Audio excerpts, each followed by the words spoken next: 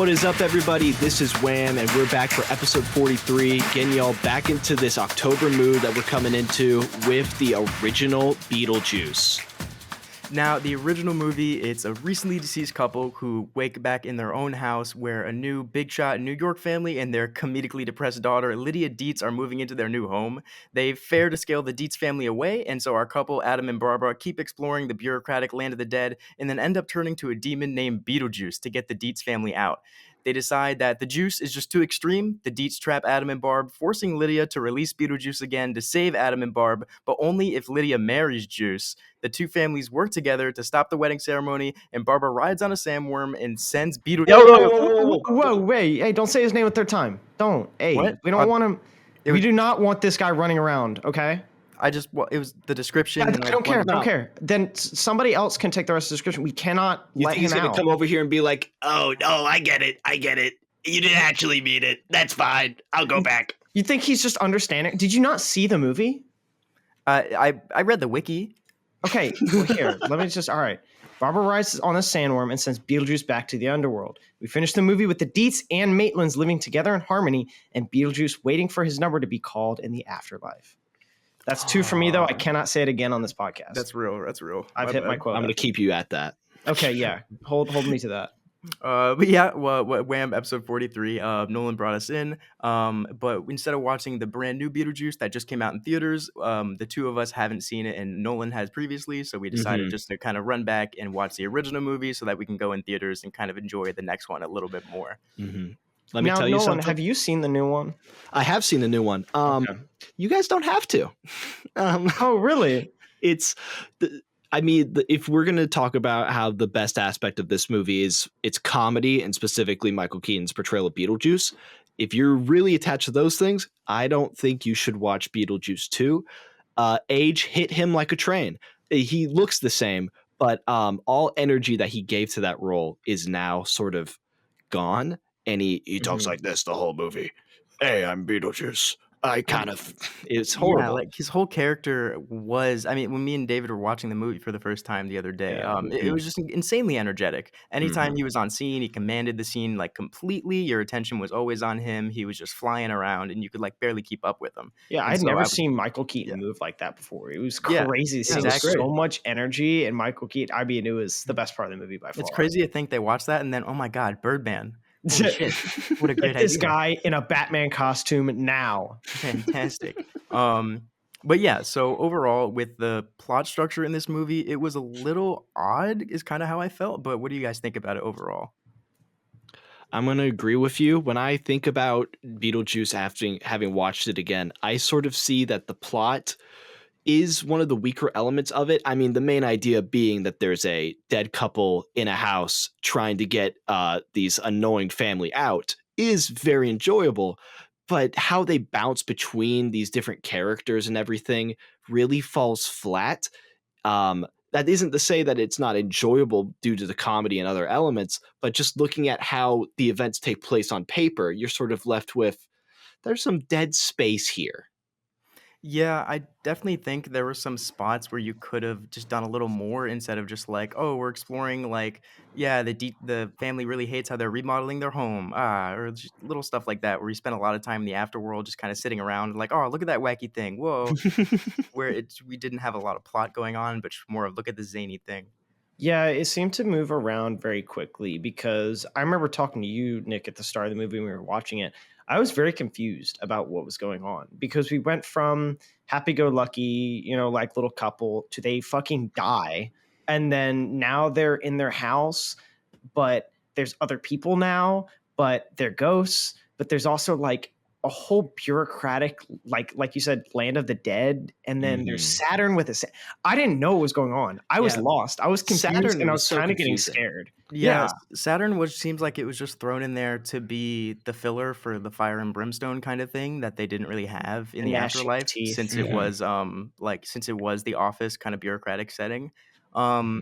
But the beginning of the movie, it was a lot slower. They made sure to take their time in really getting to know all the characters. Like we pretty personally, I'll say, knew Adam and Barbara even before they died. And then when the family moved in, we knew like the wife was an artist who was struggling. The father's like The businessman dad in is a his inner pedophile. workings. Yeah. The daughter's really fucking sad.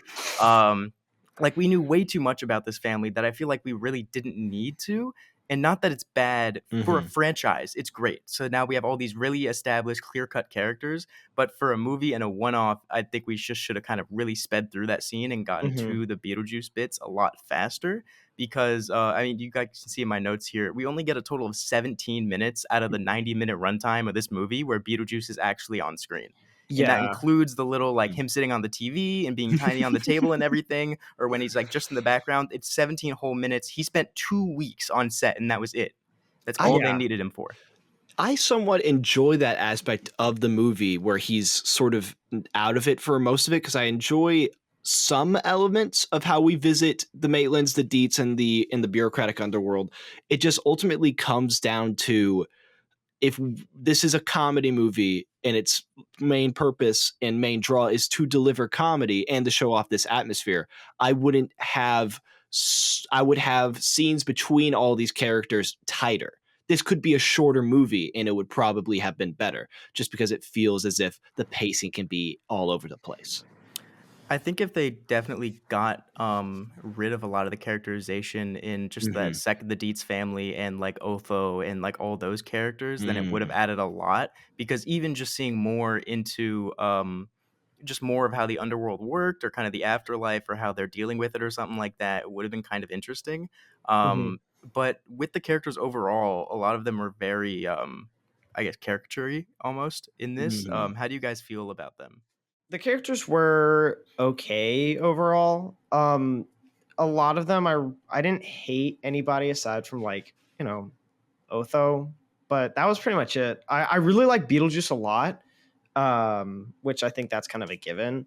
Lydia was neat, but the whole like, oh, my life is such a dark room, and I'm also like tortured and disturbed. Oh, I'm so It's just sad. that shit Mysterious. got really corny and very old, like by the second time she spoke, and so I really just like Adam and Barbara. I thought were kind of cool too, but just really just Beetlejuice. But it sucks that he was only like what 17 minutes in the movie. Yeah. For a I movie do. literally titled Beetlejuice, Beetlejuice was not in the movie that much. Yeah, I am upset about that being because he's on the cover and the title and like the whole Mhm. namesake is him and everything. So that is a little upsetting, but whatever. And his With whole the plot thing doesn't characters, start really until the end of the movie. You no. get Yeah. like little Beetlejuice leads up, like at the start of the movie, in the middle of the movie, but then his whole thing just hits at the end of the movie. He And literally that's doesn't it. come in. The scene where Beetlejuice is introduced is at the 50-minute mark. Yeah. Yeah, but the characters I think were, like I said, Lydia was just too comedically depressed. She was just a caricature the whole fucking time. Yeah. Beetlejuice and then Michael Keaton's performance, like we kind of said, just absolutely was amazing. Anytime he was on screen, just fantastic energy. It was great comedic timing. The other characters, in contrast, their personalities I felt were just a little more watered down, I guess, just because maybe they were next to such a loud and vibrant character. Yeah. So I think that is also part of the reason why I don't like the other characters as much. But then it is just that they're just such a black and white character a lot of time. It feels like the Mhm. mom is just like artsy, stupid, ditzy trophy wife, and the daughter is just like generic, sad, depressed. She wants to kill herself. And the dad's a Um, pedophile. yeah, and the dad likes kids. And so like these are all things that we've seen before and like we know, and so Yeah. it's just Yeah. not really interesting. No, Beetlejuice definitely was just like every scene he wasn't in. It's like, all right, can we wind it back to like when Beetlejuice was on screen, please? Yeah. I couldn't handle that art bitch at all. I hate her Yeah. so I mean, bad. You Kevin's hated the mom. mom? Oh, you hated the mom? I hated the mom so much. The mom from Home Alone, if you all want a picture to think about. Oh yeah, that Yeah, is. Or that- also that's who it is. Schitt's Creek, if you've seen the show. Also Schitt's I Creek. know my It's parents true. are big fans of Schitt's Creek. I love the Maitlands. Maitlands were great. Beetlejuice, great. I can handle Lydia a little bit. But the Deets overarchingly, lame. No, yeah, I agree. Do you like Ooh. did you like the characters of our main Adam and Barbara? Did you like kind of them in the movie? No, They're the you didn't best. them a feel. lot. They're the best. Oh, Yeah, you do they like were them? great. I Yes. love them. Okay. I did. The fact that that's Alec Baldwin scared the shit out of me. I know, isn't At that the start of the crazy? movie, I was like, yeah, that's Alec Baldwin. Nick goes, No, it's not. And I was like, that's Alec Baldwin. I've never seen him that young. It was crazy, and That it really young? reminded me of Cat in the Hat. That young with those glasses and like that thin, nowadays he'd be playing Otho. He would, yeah. You would. Dude, I remember like it wasn't until maybe 20 minutes in the movie when Nick was like, "Oh, that actually is Alec Baldwin." Like he didn't believe it for so much of the film. That's the good ending, Alec Baldwin. We didn't Good get that. ending. The Yeah, good- that's the good unfortunate. That's ending what we out. could have gotten. That's pre-Boss Baby. God. But talking about Boss Baby and the effects in that, how do you guys feel in the effects in here? And like, did they really stack up to the Boss Baby at all? Do you think they were good, bad, or how do you feel, Nolan? If we're talking about the effects that are in this movie in comparison to Boss Baby, Yeah. we have to talk about practical effects because this movie had some incredible practical effects. May it be stop motion, may it be the costuming they had on these outlandish characters, especially when the Maitlands like transform their face to scare. Yep. Incredible. When it comes to digital effects and computer generated effects, I would probably give it to Boss Baby. All right. What is that? Is that controversial? No. Tell me why your opinion is why it's wrong. Yeah. Okay, well, the movie is completely computer generated. True. Listen, I don't need to talk to like haters and non-believers right now. Okay, the Boss Baby's real. He lives in LA and he has a flat there. Hey, the Boss fantastic. Baby also had the funny fat baby. You know what I'm talking about? What was his name again? Whoa. Whoa baby. I can't remember what his name was, but they had the funny little fat baby. He was funny. Jimbo. It was Jimbo. David raises a very good point. The fat Whoa. baby That's right. The fat was baby really funny. was a It had really the good technical buff fat element. baby, yeah. The jiggle on the fat baby was really good. It was really impressive. I never noticed that, weirdo, but I'm just a God, was a cinephile. Sorry, pal. is Cinna what we're putting there? But yeah, the effects in Beetlejuice, I think they were really good. A lot of the budget obviously went to costuming and makeup and set design and everything with just how insane Beetlejuice and like a lot of the, like the big face morphs and stuff that our main characters Adam and Barb did to try to scare people. And then the whole scene with the shrimp cocktails and the hands coming up and grabbing their faces and pulling them back down. That was great. I thought that all looked really fun. It looked really cool and it was really seamless. And then I know Nolan, I think you really like this too, but the score was really great. It was really fun to listen to every time it came through. Yeah, it was just I mean, you knew something like zany was going to be happening and you felt it with the music, and I think it just worked really well. It's the corniest music ever. Danny Elfman is the king of corny. Yeah. And it's great. Yeah. And this is all 36 years after its release, and nothing in this movie made me stare at it and go, "Oh, that looked bad," or like that looked aged or something. Maybe Saturn. The background in Saturn did look pretty rough. Yeah. But I'll say like just the effects and the characters themselves, I never looked at it and it was like, oh, that looks really bad. I think Saturn was really definitely impressive. the worst of it. If we're looking for the worst points, I'm not saying it was like bad or took me out of the movie at all, but if we're looking at like the practical effects and which one was clearly the most lackluster, it was definitely Saturn because it was just green screen. They were just like there. Yeah. Well, we don't know. Yeah, have you been to Saturn? That's true. I haven't been to Saturn, so I don't know what's there. This guy went to Jupiter. Bro, I went to Jupiter to get stupider. Dude, you guys are crazy. Don't fucking say that again. It's not funny. Wasn't what? I thought you were okay with I think we're digging up past trauma from elementary school from Nick. Just like you just take someone to therapy. They're like, yeah, I don't think I've ever been happy since I've been to Jupiter. They always keep saying I go to Jupiter to get more stupider, but I'm not more stupider. I'm smart. I walked into the counselor's office and they had a poster of the solar system. I just broke down. Nick does not do well in science class environment. You just see him tear off with his fingernail one planet. Just one. But the pacing, like the dialogue, just the more kind of creative ideas and elements in this movie. David, how did you kind of feel about it going in? I loved it. It was very apparently a Tim Burton movie at pretty much any point, just because of how zany everything from the set pieces to the character. It was just very clear that we were watching a Tim Burton movie. I loved everything, like y'all mentioned, the stop motion done for the sandworm on Saturn. I loved it. I love stop motion. And then like when they were digging up Beetlejuice, there's one part when they're digging him up and you can see the differing layers from Of like the model. of the model, because they were on this little miniature model, and you could see like the rubber grass and then the cardboard and the styrofoam while they were digging up. It was such a like great idea. It was just a nice little touch. Yeah, that definitely like brought you back into the world. It's like, oh, they really are just tiny. It's like they're on like a tiny little model. Yeah, it was model really cool. stuff is incredible. Yeah, and then like Nolan had mentioned when Adam and Barbara like transfigured to look scary to scare people, that I remember seeing all over the place. Like it's like an iconic little creature of like the Barbara with the giant mouth and little eyes in there, and then Adam with like the weird chicken face thing he did. Like I'd seen that kind of stuff everywhere, so it was really cool getting to see where they came from, and I love that whole bit of it. I thought that Barbara face thing was like the secondary logo for Kiss for a second. Really? I mean, it could be. It could be, I guess. Yeah, I can see it. The tongue works. The tongue definitely works, and like the little eyes that like pop out. I can tell you personally, the tongue works. The tongue works. There was one scene I remember where it was after Adam had transformed, he put his eyes on each of his fingers. There was one scene where Barbara was showing him something, and he holds up two fingers with eyes on them, and then his pair of glasses in front of it so that he could look at it. I thought really that good was bit. so funny. It was a really good bit because she holds something up, and he holds up two fingers, and then puts glasses in front of them so you can see it. I thought that was so smart. That's I loved pretty it. good. Yeah, I think the strongest points in this movie were for sure the physical comedy bits. I mean, easily, any time that there was someone, there was always something going on where like, even in the final scene where they were fighting Beetlejuice in the wedding, Beetlejuice throws a hunk of metal at Barbara's mouth to like close it, and we never actually see the metal in his hand. We don't see it leave his hand. We don't see it travel. We just see him like mime out a throw, and then like the sound, and then just the impact of the actor like going back. It just makes you like believe it and stuff like that. I think and is he like really zips well up done her in this mouth at movie. one point, and she has to like unzip it to open it back up. I thought it was so cool. Right before that, she goes Beetlejuice, and he just goes. He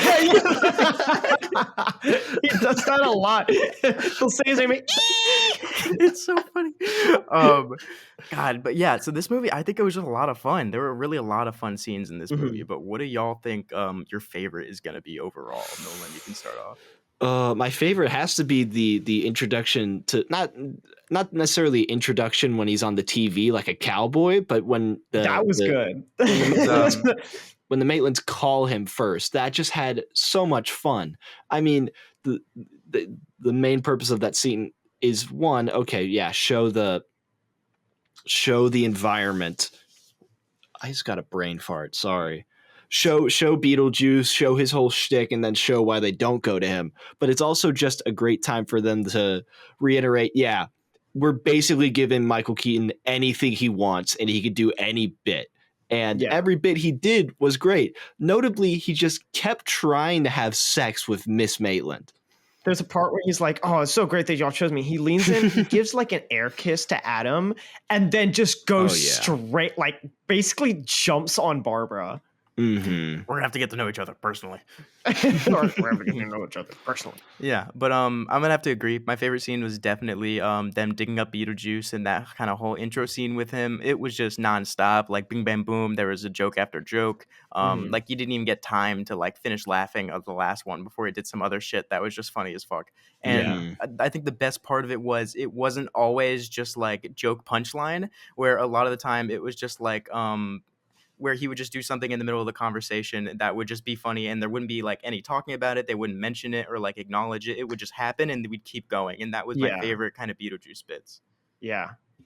I think by far my favorite scene, it was when he had first appeared, and it's when he's talking to them and trying to convince them to like hire him, and they're turning away from him and they're arguing, and Beetlejuice turns away and just does this exaggerated like jerking off motion with his hand, and then as soon as they turn around, he snaps back to like attention. He's like listening to them. I thought it got the hardest laugh out of me in the entire movie. They're like arguing. Funny. He turns around, he's like, oh, and like just starts like jerking off, and then he comes back to them.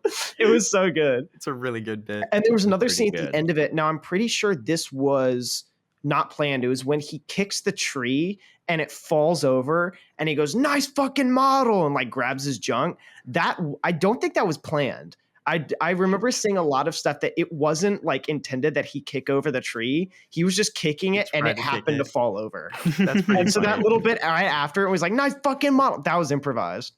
I also really Nice. like this isn't the best scene or anything, but just in that little commercial that we see Beetlejuice the first time, Mhm. he's doing the little cowboy thing. He's on the model set like of the town Yeah. still. It has like all the little fake grass and everything, and it's like I just Hmm. thought that was a neat detail. And then I only realized it later when we dug up Beetlejuice, and I'm like, oh, that's like the same grass and shit like that was from earlier. Yeah, and it's like he That was lives neat. It was there a neat because little there's touch. Yeah. a scene later on when Lydia first meets him, and he's in one of the houses on the balcony, and he's in like a robe and slippers and stuff. Like he just lives in that little town. Like he just lives there. Like he's just a Okay. little guy that just lives in their little tiny Mhm. model of their town. And so I thought that was kind of funny how every time you saw him before he got big and they fully summoned him, it was like he was just a little guy that just lived in their little tiny playground that they It's made just a for him. little goblin. I mean, have you Yeah. seen how high rents got? You That's got to live where true. you got to live. That's true. Nick, I'm sorry if we've brought up some brought a touching subject. So then, yeah, with all those scenes, what do y'all think the worst scene was? I know mine was when like at the kind of beginning of the movie when the Dietz family first gets introduced in the house and they're just walking around with Otho and he's just like ugly paper, ugly wall. We get rid of it. I don't like it. This is dumb. And it's just to stop fish scratching shit. It's just to show that like they have the bride and groom's clothes from their wedding because we're gonna Yeah, use those in the final act of the movie, and that was the only purpose of the scene. And it just went on like for like 5 minutes, and it was just, oh, this is ugly and old and country. I'm artsy and stupid and cool, and it just sucked. It was stupid and boring. yeah, yeah.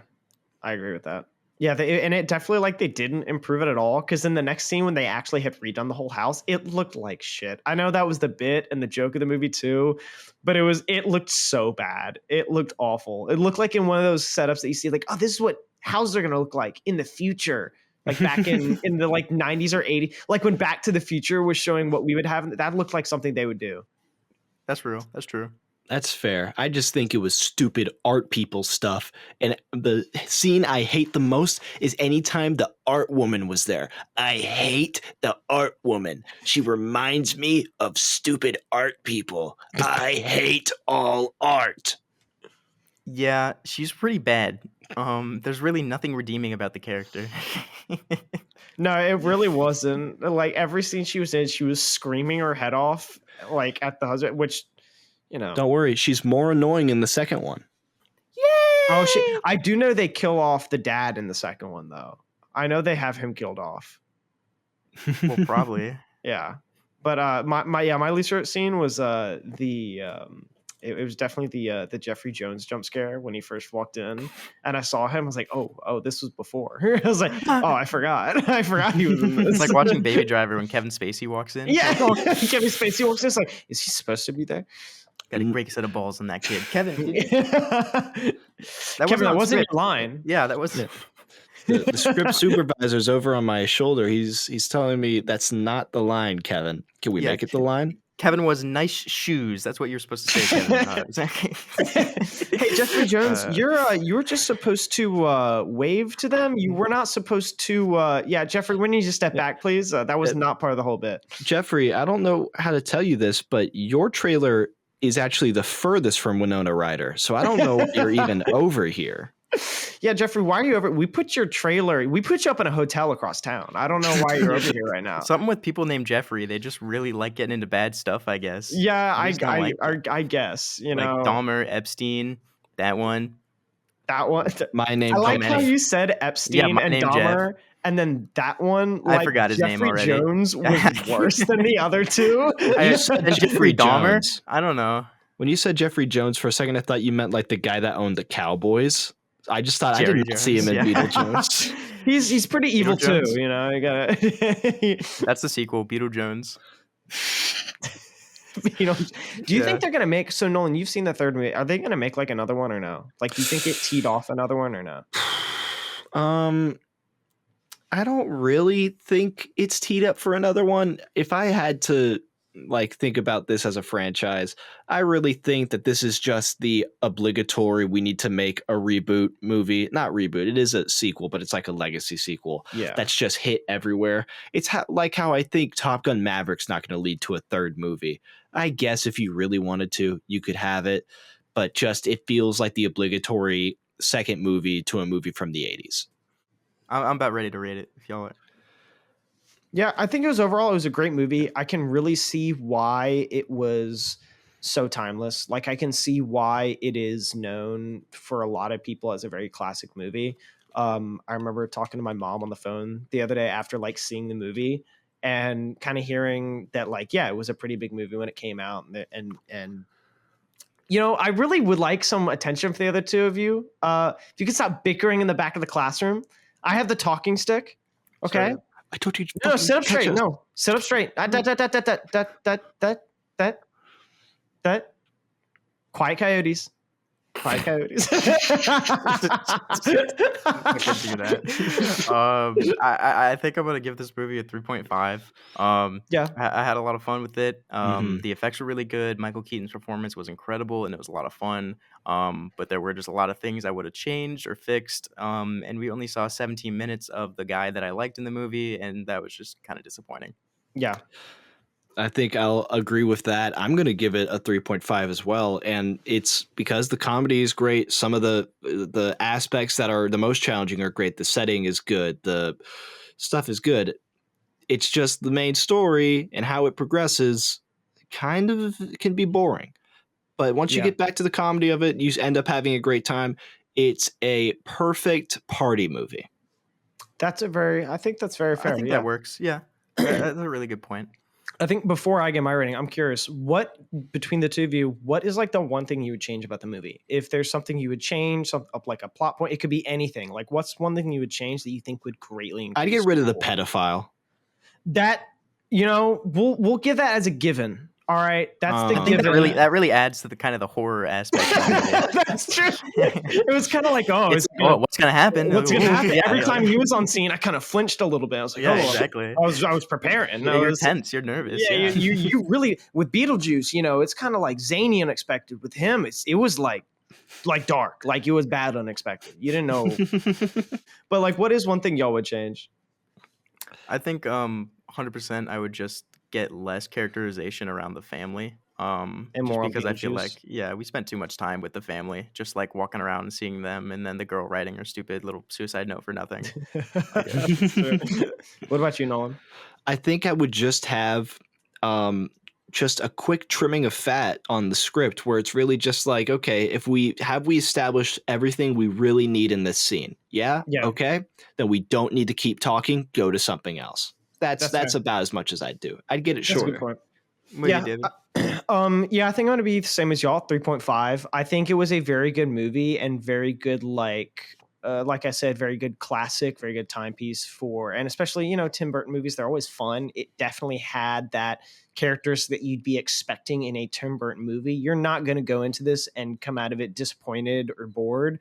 There's just a lot of parts that I would personally change up, like y'all had said, trimming the fat, making a little bit less characterization on the characters that don't matter too much to the plot, and give it more to, I don't know, the guy that the movie's named after.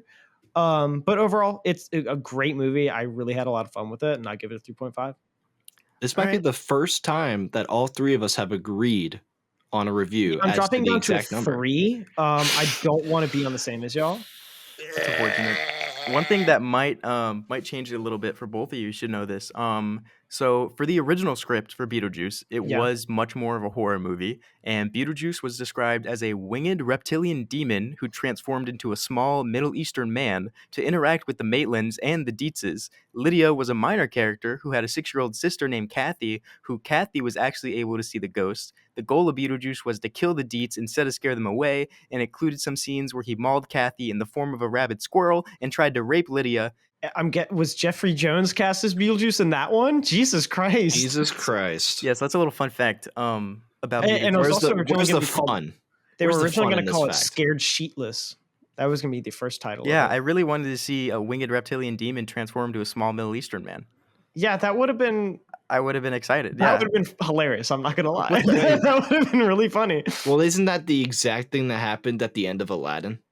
I don't know. I haven't. Is it I the other haven't way seen around? Yeah, it's the other way around. A Middle Eastern man gets turned into a winged That's true. reptilian Jafar demon. does turn And into. then Is he Jafar gets turned- Beetlejuice? No, Jafar turns into he gets like a a genie, king you know, cobra, and then he gets turned into evil genie and then sucked away, and he's gone. Here at WAM, we use this podcast as an artful avenue to blissfully and peacefully vent our fiery, unbridled rage buried deep, deep down. And now you can too. It's now super easy to record a podcast with Zencastr. Log in using your browser and start recording a high-quality podcast right away. Record studio-quality sound and up to 4K video with your guests. Feel a sense of zen knowing Zencastr's multi-layered backups ensure you will always have your recordings in the highest quality, even if the connection is unstable. If you thought about podcasting before and you realize that you need a lot of different tools and services, those days are over. With Zencastr's all-in-one podcasting platform, you can create your podcast all in one place and distribute to Spotify, Apple, and other major destinations. Go to zencastr.com/pricing and use our code WAM and you'll get 30% off your first month of any Zencastr paid plan. We want you to have the same easy experiences we do for all our podcasting and content needs. It's time to share your story.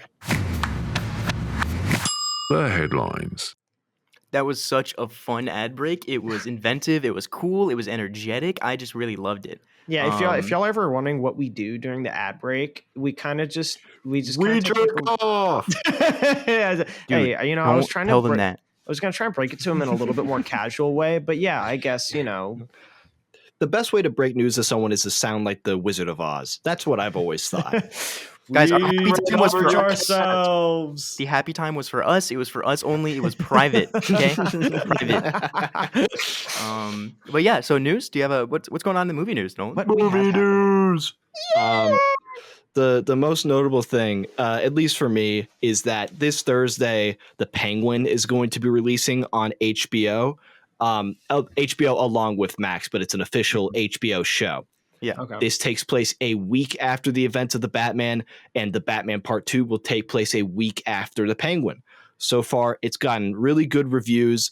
People have started calling it the Andor of DC, mostly because Andor of blank now just means, man, I guess like shows can be good. Didn't people not like Andor? Yeah. No, people loved Andor. What are you talking about? I thought Andor got like a pretty bad. It was the Acolyte. No, it wasn't Acolyte. Acolyte was great. Of Andor. No, it wasn't. I know Acolyte was bad too. No, Acolyte did great. What are you talking about? Acolyte was so awesome. That's why Acolyte was so good they gave it a season 2. Merch. Yeah. Acolyte was so good they got rid of all the stuff and deleted all the merch from their stores and fucking purged it from existence. Yeah. I'm really excited about that though. That'll be cool. There have been some notable news about the Penguin. Notably, the main actor Colin, I forgot his last name, but he's great. Love him. The Irish guy. He said after filming the Penguin and all of the makeup he has to do for that, he never wants to do it again. But that's mostly just him talking out of just complete discomfort.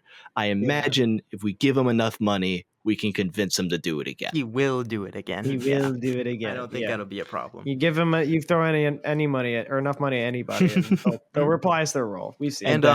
And Matt Reeves didn't direct the Penguin show, right? It was someone else. He show ran it. I think he directed and wrote a few episodes, but I do believe others will be involved. How many episodes is it going to be? He wanted to direct a lot, and he was very close to directing one of the episodes, but because of pre-production or post-production on the Batman and then pre-production on the Batman 2, he didn't. Okay. So he gave the show its blessing, basically. But how many episodes is the Penguin going to be? It might be 8 or some bullshit. It's a mini series or something. Yeah. Okay, got it. It's definitely a one-off. There is. Yeah. Does that mean that they're like underway on production for Batman Part 2? No, they haven't started shooting production, but they have final or are at least close to a finalized script. They're in pre-production at the moment. Okay, cool. They actually have been releasing more stuff in the press for this about the Batman Part 2, notably that's going to be taking place during the winter, which is helping people with their fan cast of Mr. Freeze. But at the same time, Matt Reeves said that he does not want any fantastical characters in his adaptation. I want either Killer Croc or Scarecrow. That's what I want. Killer Croc, I don't think is going to happen at all. Scarecrow, I don't care. I want it. Maybe. Mr. Freeze is pretty... I want Batmite.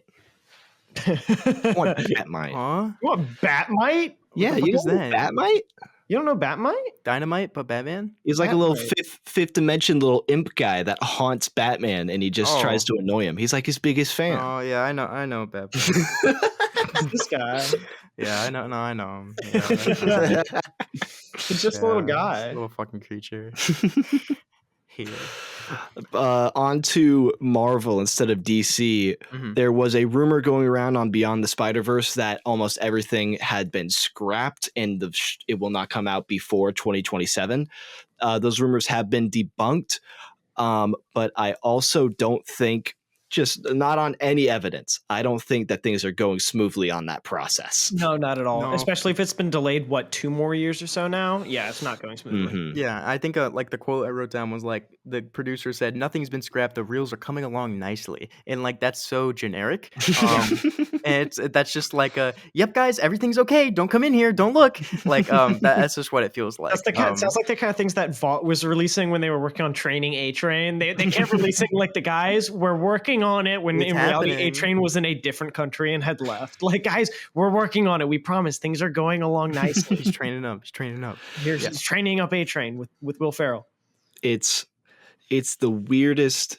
I don't know. Beyond the Spider-Verse is now just always going to be in a limbo state, I think. Yeah, it'll be released at some point, but when it's released, it's going to keep re-releasing in theaters. There's going to be 17 versions of this before it gets on a DVD.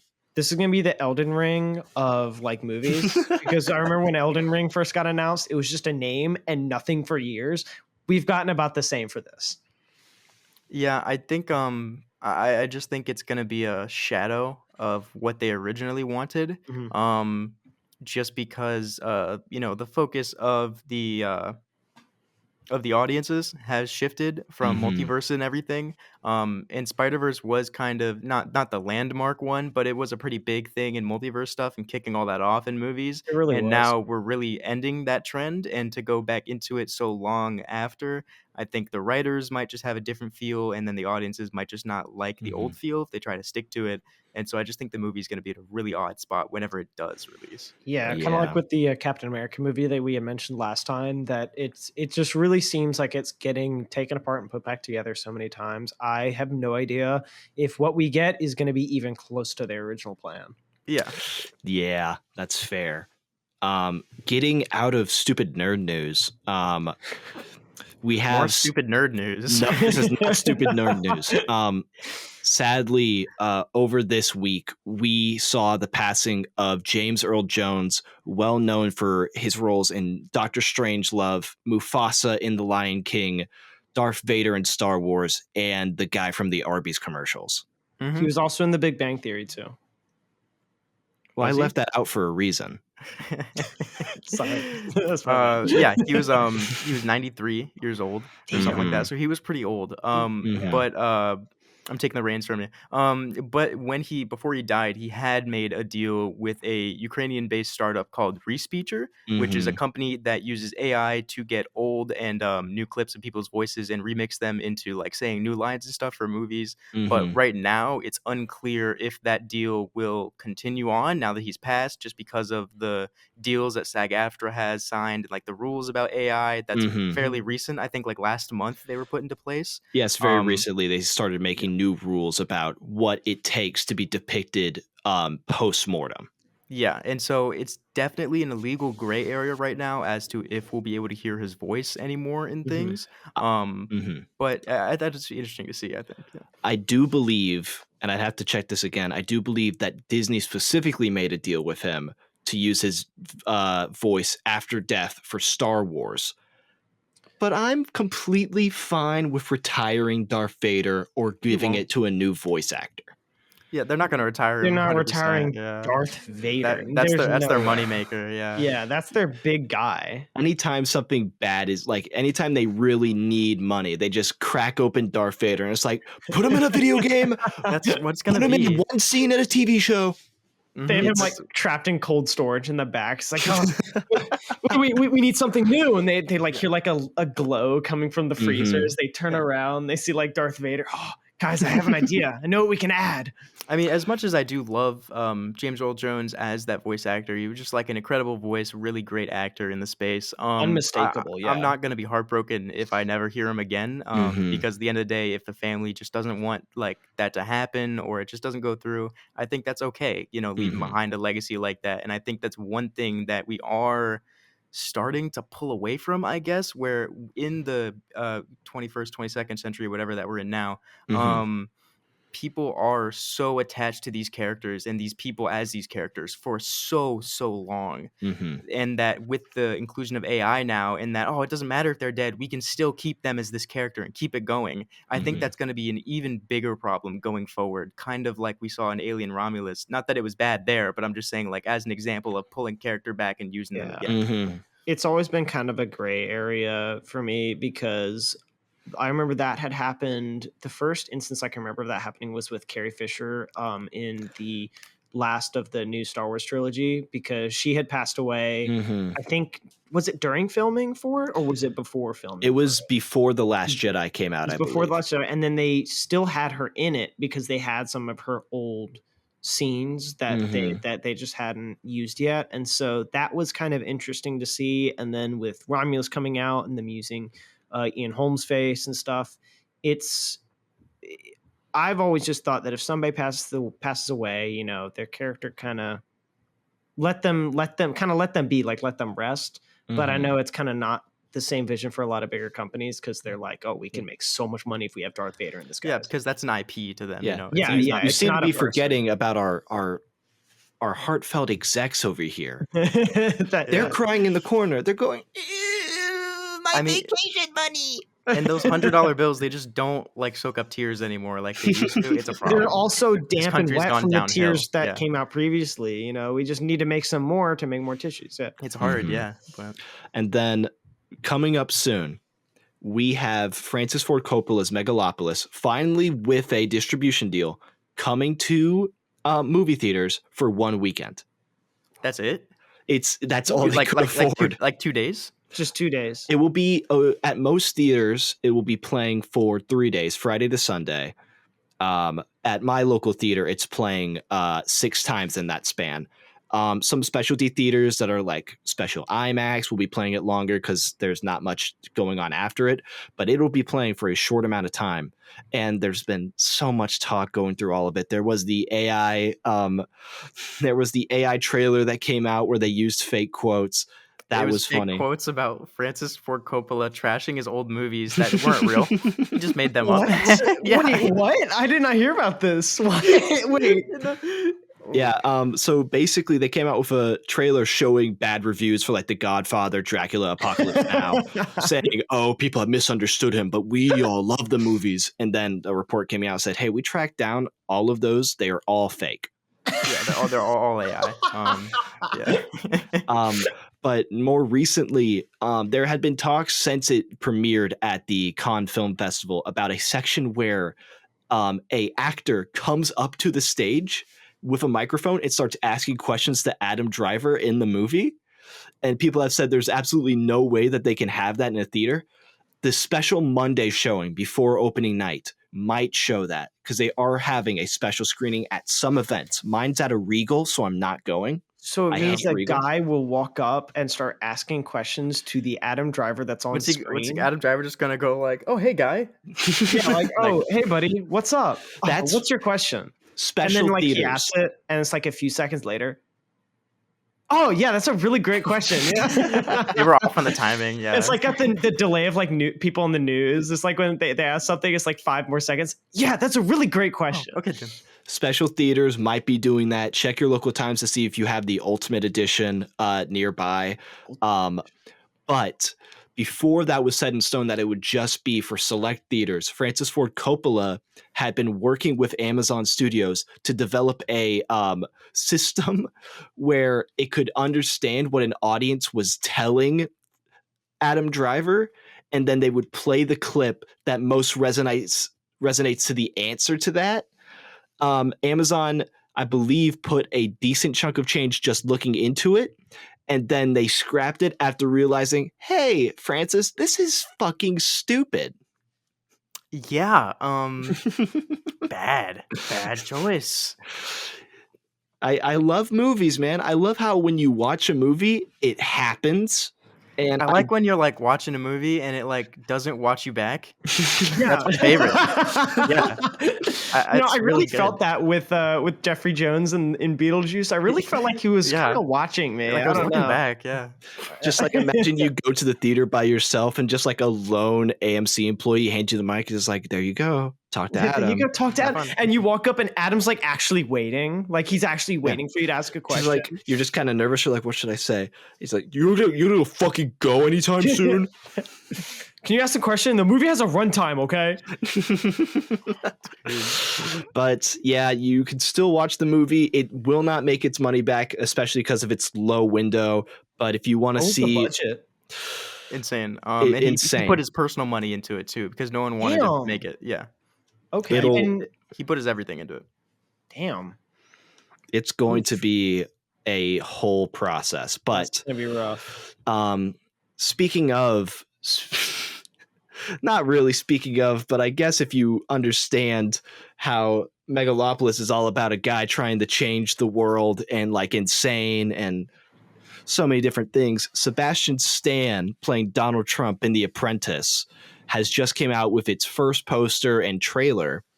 And what's weird is he doesn't have Trump's notable accent, but Jeremy Strong playing his assistant does. And I guess the like overarching message of it is that Jeremy Strong tainted Donald Trump enough to where he became him. Oh.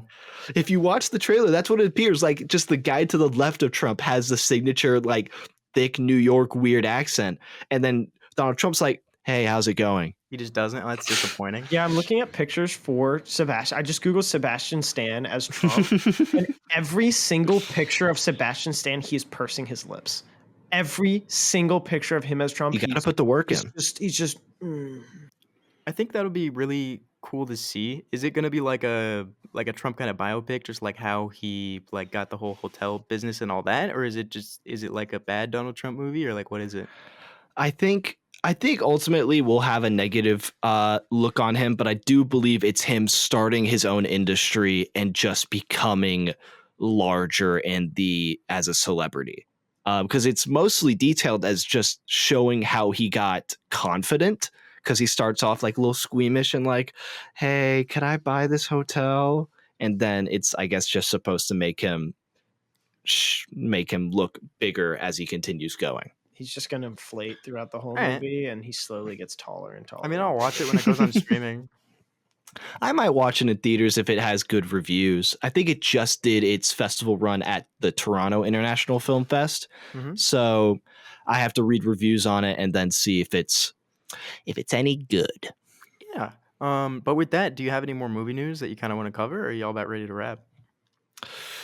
I poopied in my pants and We talked about this, Nolan. No, Nolan, we talked. that's about movie this. news. No, but we discussed this. We were It's gonna work movie on news. that. I thought we were gonna start working on that. I mean, that shit was feature length. Yeah. Okay. But yeah, with that, thank you all for Roll the listening. Credits. Let's get out of This here. has been Wham, episode 43. We watched Beetlejuice from 1988. Hope you enjoyed. Stick around next week where we're going to watch another movie. We're not quite sure what it is yet, but it will happen at some point, maybe if it does. Make sure to follow the Instagram and our socials. This has been Wham. And you've been whammed. Bye. Don't come back. Beetlejuice